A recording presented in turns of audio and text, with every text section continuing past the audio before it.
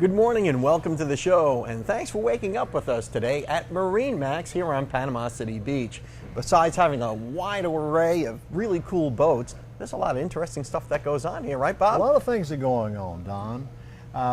I've been here 13 years, and 2 months after I came here, I started and hosted my first seminar. Been having them ever since, every month, and we have a lot of things to offer to our community. First of all, having to do with boating, having to do with fishing, having to do with navigation, having to do with electronics, how the weather affects things. And talking about that, this next Saturday, the 28th, we're having our 11th annual seminar with NOAA. Now, NOAA is the one that, if you see nautical charts, they're the ones that produces all that. All the weather information comes from NOAA. And so I started 13 years ago bringing in the regional directors for NOAA, the coastal office here, and out of Mobile, and then out of Tallahassee, the National Weather Service. And then my other speaker, guest speaker, is a commander with the United States Power Squadron, and he'll do all the navigation part. So we're going to have 3 guests this next Saturday at the seminar. It starts at 9 o'clock, goes to 11:30, and anybody interested, it's a free seminar. They can register by calling 708-1317, or they can email, go on our Facebook, or go on our website and register right there. It's going to be a great seminar. It's going to be right here at It'll be right Max. here. And basically what they're going to deal with is how does the weather affect your boating? How does the weather affect your fishing? How does, what kind of information can you get from the buoys? And you can get that through your cell phone. There's all kinds of things that you can get. Then how do you chart? How do you follow charts? How do you follow your electronics? How do you work your GPS? All of those kinds of things will be covered at this seminar. Do I have to have a certain boating skill level to come to this, or can anybody show up if you're just a weekend boater? It's a great place to come to get initial knowledge, to begin to say, oh, I can do that, or oh, that's available to me, or whatever. And the great thing is now NOAA offers so much that you can go with your cell phone, or you can go on the internet and get all kinds of information downloaded from them. And like I said, this is our 11th year that I've had them in for this particular seminar. It's a great seminar, and we'll look forward to that. And then talking about safety issues, I also started bringing in the United States Coast Guard Auxiliary, and they teach the safe boating class. It's the same class they teach over a period of weeks that they do here in one day. Now that is a charge. There's a registration fee to that class. It's $35 per person. Any added family member is only $20, and that includes lunch, all your class material, certification, and you get the certification in that class, then all your insurance companies will give you a discount on your boat insurance. So that is we started doing that. We do that every month, every first Saturday of every month, except for Labor Day and July the 4th through October.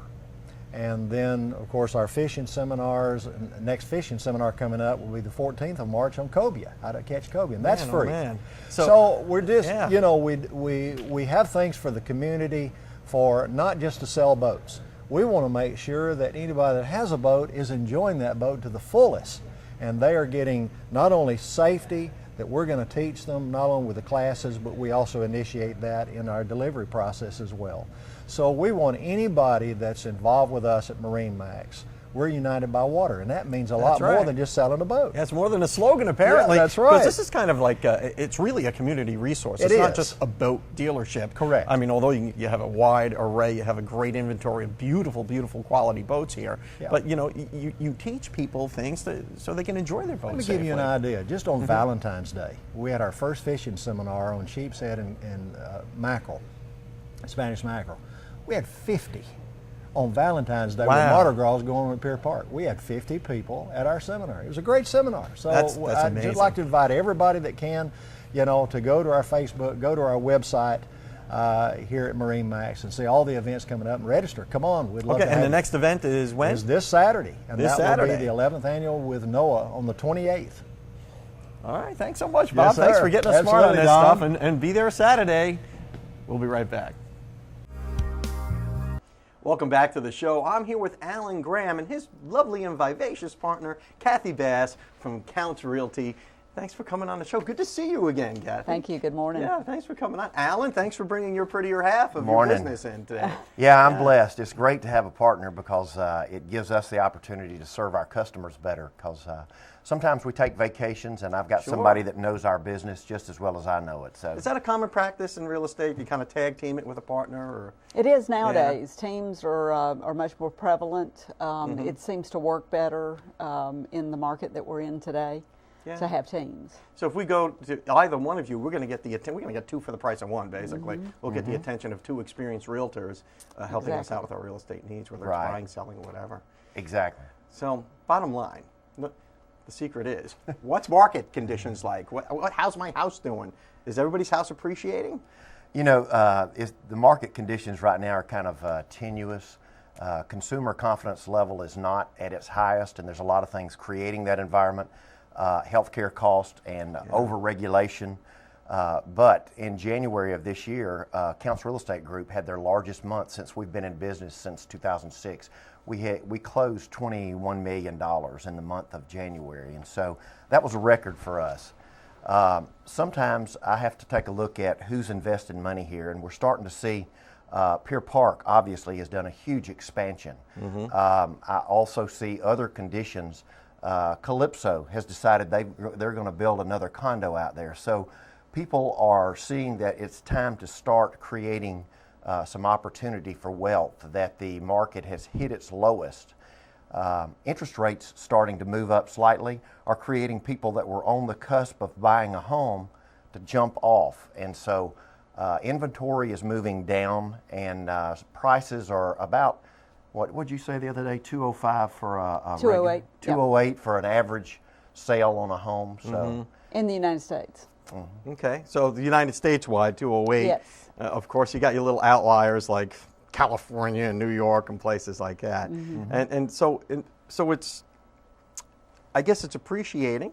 Homes are appreciating more? There are pockets of houses that are absolutely appreciating. Condos are appreciating. Really? Okay. One of the things that it's always interesting is when somebody says, well, I want to wait till the bottom of the market hits. Well, they missed that 2 years ago. And so what we're seeing now is people are saving favorites of condos that they want to look at when they come down in a month or two, and they're gone. Oh, well, there was a glut of condos for a while there, wasn't there? There was a lot of unsold inventory on the beach. You know, I had so many friends tell me that, hey, when you run across that really great deal, and they always wanted the distressed properties or they wanted the foreclosures, whenever I would present those deals to them and say, here's your sign, this is the one you need to buy, they would say, well, I think I'll wait just a little bit longer, and they never really took advantage of that. And now the majority of those foreclosures have moved off the market. They've moved. Foreclosures typically are about 5 to 10% of a market on a normal market. 2 years ago, they were up as high as 30 to 40% of the condo market because of the 2004-05 run up in prices that people bought at. Yeah, and you know, people had heard these stories. I don't know if they're legend or true, but occasionally you'd see a news item of all these auctions on the courthouse steps, people getting these phenomenal deals by just paying back taxes or whatever. Is there any truth to that, or is it a lot harder to get rich in real estate? Occasionally you can go in and pay HOA fees or something like that, but it's usually when there's a fluke in the paperwork. Rarely does a bank not show up to buy the assets that they're taking back. And that's generally where you're going to find the foreclosures, is on the courthouse steps, is there's an asset manager there to purchase those assets that are going into foreclosure. So, Alan, I guess the bottom line is things are looking up. They are, but again, I caution you that the interest rates are moving up very slowly. People are making guarded decisions about it. We don't see a huge increase in sales as far as jump in value in residential, single-family residential. In condos, they've been going up about 15% per year for the last 2 to 3 years since 2009, the oil spill that created a glut right then. But so I guess the best advice is, you know, if you want to be a homeowner or you are a homeowner looking to sell, get the advice of a professional. You know, go to Counts Realty, look for Alan Graham and Kathy Bass, and you'll get us hooked up. Absolutely. Thanks for coming on the show. Thanks, Don. We'll be right back. Welcome back to the show. I'm here with Allison Smith from Herb Effects lawn and pest control. I always have so much fun when I talk with you about, because we're trimming stuff, we're cutting stuff, but it's kind of cold out now, right? It is cold out right now. And our plants are dormant, and I know we sir. talked about being Yes, able to transplant and do things like that when they're dormant and trim them back. But we need to start thinking about grass soon, don't we? Believe it or not, you're going to have to mow in your lawn right around the corner. It's going to be time to cut that grass. Oh, jeez, Yeah. really? Yeah. Just when I thought it was safe. I know. Not to, Yeah. Well, my grass, now, you looked at my grass. We did. had you up to I the did. house, and you I looked did. around, and you were like, need to water it. I didn't even think of that. I thought if it's dormant, it's sleeping, It's dormant. It's still alive. It's not dead. Yeah, so you still need to water your grass. 1 day a week is great. And plus, not only just to water the turf and all your plants, it's great to keep your irrigation system. We have so much sand here. It's amazing if you don't run your irrigation for a month. Grit and things can get in your heads, and your system's not going to work effectively. So it's good And just I've to keep had that happen going. to me too, by the way. So Yes. Yeah. So definitely. yeah, you have a 90 degree that turns into a 45. Right.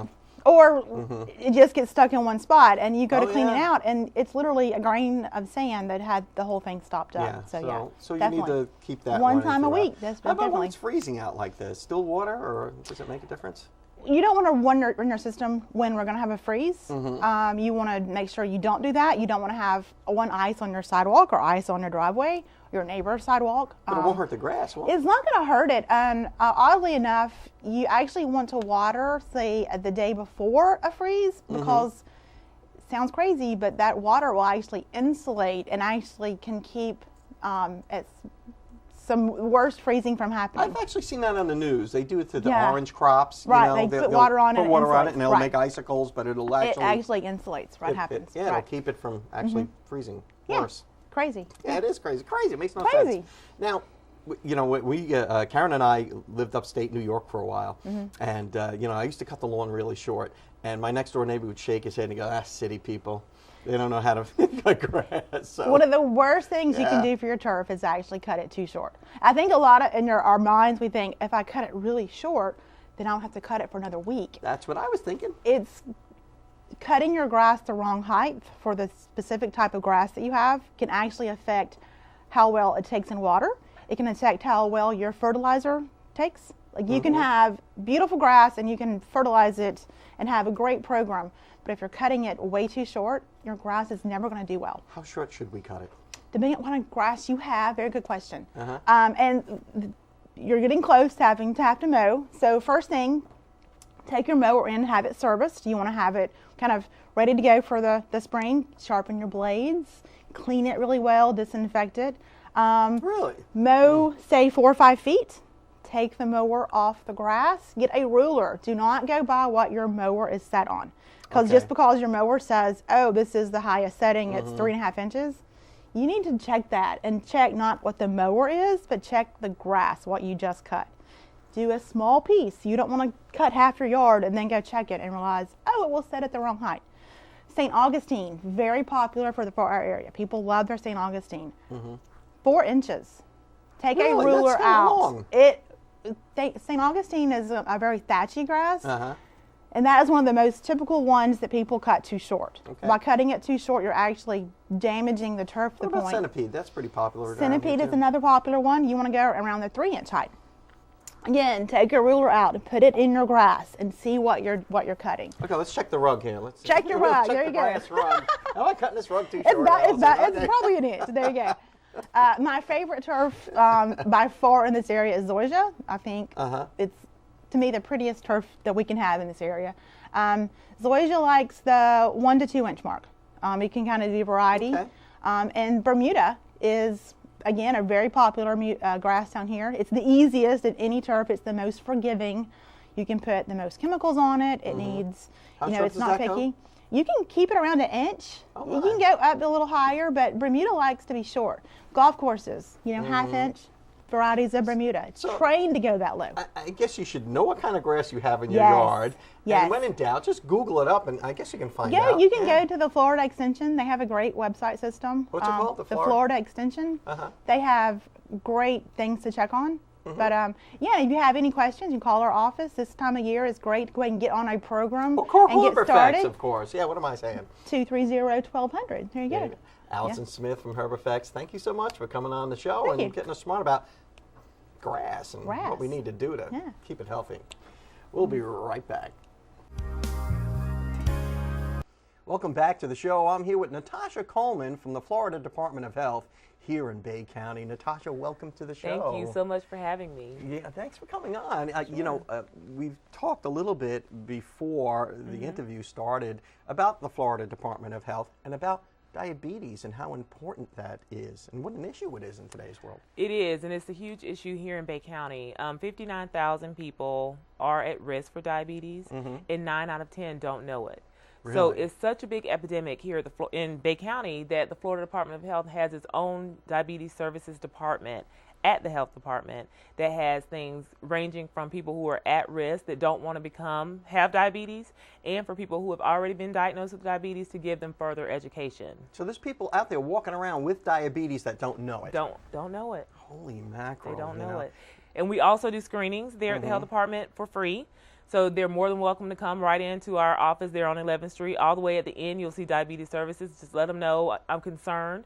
You know, some risk factors of being at risk is being overweight. That was going to be my next question. How do you know if you're at risk, and how do you know you might have diabetes? Being at risk basically comes from being overweight. A lot of us over the age of 45 are also at risk, and also a family history of someone else in your family that has diabetes is really a concerning factor. I've heard a term called diabesity. Right. You know, if people become obese, you've got a good shot of becoming diabetic, don't you? Absolutely, you do. And it's also an organization here in Bay County called the Diabesity Action Team. Diabesity Action Team. Yes, that is a part of the Community Health Task Force, and they meet over at the library. If you have any other questions or concerns about our services or the Diabesity Action Team through the Community Health Task Force, our direct number is 850-872-4455, and our direct extension is 1460. 872-4445. 4455. 4455, now that we're all confused. Extension 1460. Okay, and so if we want to learn more about diabesity, we can call that number and find out more about about that, how to avoid it, how to get treated for it, and all exactly. that. Now, is that your main job out there at the Florida Department of Health? Well, I'm a senior health educator and a lifestyle coach for the Diabetes Prevention Center. So I actually facilitate 16-week courses throughout the county. I teach 5 classes. The first class is over at Gulf Beach Baptist Church downtown. Well, not downtown, on the beach. And then we have 2 classes Tuesdays at the Florida Department of Health. We have a class over at Impact Fitness over in Parker. Yes. One over at Healthplex over in Lynn Haven. Impact Fitness is part of the show. Are they? Yeah, that's a great Randy gym. Akins is our Randy fitness Akins, guy. yeah. Impact is definitely one of my favorite gyms. They 5L have some Fitness. wonderful, yep. They have some great classes there, and it's like a gym for everybody. I really enjoy it there. Yeah, that's awesome stuff. Well, I want to talk more about this stuff. We got to run off to a break. But let's talk more about what people can do, and I want to talk more about your personal journey as well. Because you were borderline diabetic at one time. At one time, yes. You've turned that all around. I have. All right. Stay tuned, and we'll find out more after this break. Welcome back to the show. I'm here with Natasha Coleman from the Florida Department of Health here in Bay County. And Natasha, you have a personal story with weight loss and diabetes that is kind of inspirational. Yeah, I would say that it is. At my highest weight, I was 438 pounds. I've since lost 232 pounds. Wow. With no commercial diet plans, no surgery, no shakes, no pills, just basically the basic guidelines of healthy eating habits and daily activity. You know, I get people in here all the time with weight loss stories, and there's drops, there's pills, there's programs, there's supplements and all that stuff. But for you, it was just getting back to the basics, wasn't it? I just really had to go back to it, and a lot of it was my knowledge of not knowing. I didn't know the difference between a starchy vegetable and a non-starchy vegetable. Now, you know, having all that extra weight, I mean, there's a lot of issues that go along with that. Just the ergonomics of living. Was there a turning point for you when you just said, I got to do something about this? Absolutely. My eureka moment was when I could not fit into my plane seat on a trip that I was given for being a top performer with my company. And for me to have to move my body out of the plane to go purchase a seat and then come back in and have to sit in the back and not be able to sit with my husband, that was definitely my turning point. I knew it was time for me to do something So about you my couldn't weight. fit into a first class seat? I could not because of the arms on the seat. So I couldn't fit my body in it, nor could I use the extender to go over my body. So what was your next step after that? Now that you realized you had to do something, what did you do? I went to the doctor. I asked for help. She suggested surgery. I told her I was not ready for that step yet, to give me a chance. In 1 month, I lost 42 pounds. Came back in 2 more months and lost a total of 62 pounds. That gave me the incentive to start exercising. And it's just been a wonderful rolling ball effect since then. And how does it feel now? It feels wonderful. I have not been this weight since I was about 11 years old. I've been over 200 pounds since I was 11. So this has been a lifelong journey for me. So people want to learn more about this and want to contact the Florida Department of Health here in Bay County. Who do they call again? They can call us directly. We have a full service, full staff. Our direct number is 850-872-4455. Our direct extension is 1460. Natasha Coleman, thank you so much for sharing your personal story with us, and thank you for everything you do at the Florida Department of Health here in Bay County. Thank you. To keep us all healthy and not diabetic. Yeah, that's what I do. You're welcome back anytime. Thank you. And we'll see you next time.